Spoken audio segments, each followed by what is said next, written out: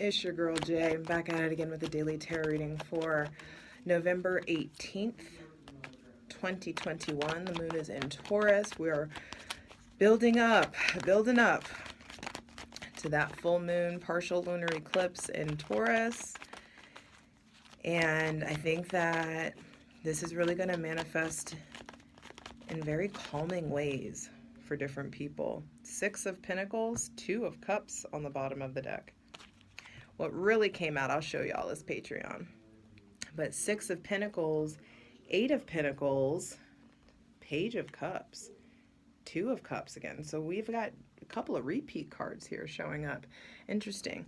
But 6 of Pentacles, 2 of Cups on the bottom of the deck. The moon goes into Taurus. And that we are in cuffing season. That love and feeling is on your mind. Venus is in Capricorn, so we are starting to crave serious, crave the realness, crave that, crave the people that are going to be putting in the work. We're really trying to figure out what we want to put the work in on.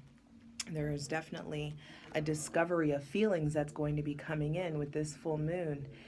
And a discovery of feelings are coming in because some old feelings, some old habits, some old patterns are being released. They may have to do with a Taurus, Virgo, Capricorn, or a Cancer, Pisces, Scorpio. They may also have to do with how are you showing up in your relationships. And I don't mean just like romantic relationships. Are you always the giver? Are you always the taker? Are any of your relationships symbiotic? Are you paying enough attention to the relationships that are symbiotic? Because this is an equal exchange. And this isn't. And harmony wants to be restored here. I feel like you guys have really earned your stripes in some way. And it's time for you to figure out, how are you showing up? Are you showing up as the person that's always in need? Are you showing up as the mess, the one that someone always has to take care of or give to? And also, are you looking...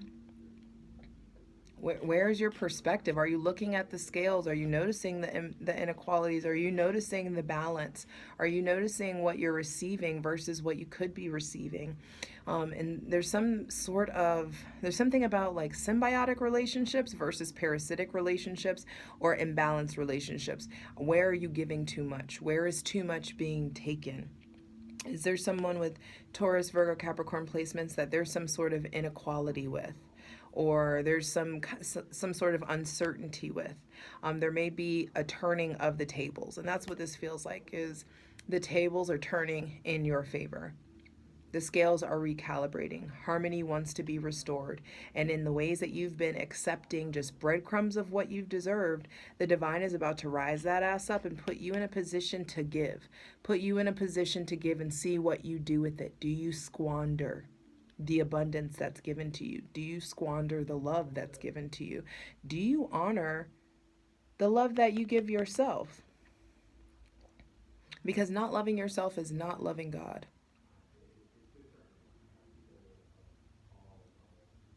Three on the clock, and that's foundational. And that's a part of the new foundation that you're needing to really create for yourself. How are you seeing yourself, and how are you showing up? Because you teach people how to treat you by how you treat yourself. So if you show up and everyone's just used to you, you know, just doing everything for everybody and self-sacrificing and never taking care of yourself, what incentive do they have to like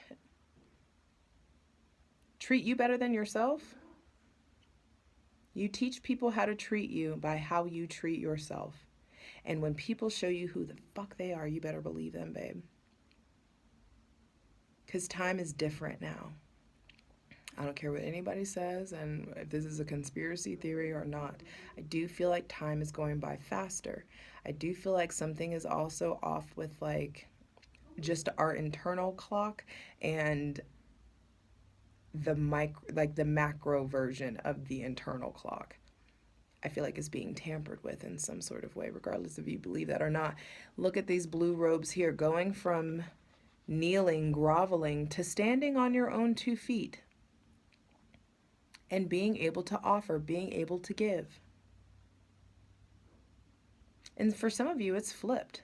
Some of you, you've had so much power to give and you haven't done anything with it. You've had so much power and the ability to help people out, the ability to like grow someone or invest in someone else, and now you're in a position where you're asking for help. And it's giving Wheel of Fortune. The Wheel of Fortune card, that wheel, it shows that life is a cycle and it's about seasons. And in the ways that life can put you at the top, it can easily drop your ass back down to the bottom. So either way, you better be real grateful for each breath. Understanding that none of this shit is promised to you. None of this shit is owed to you.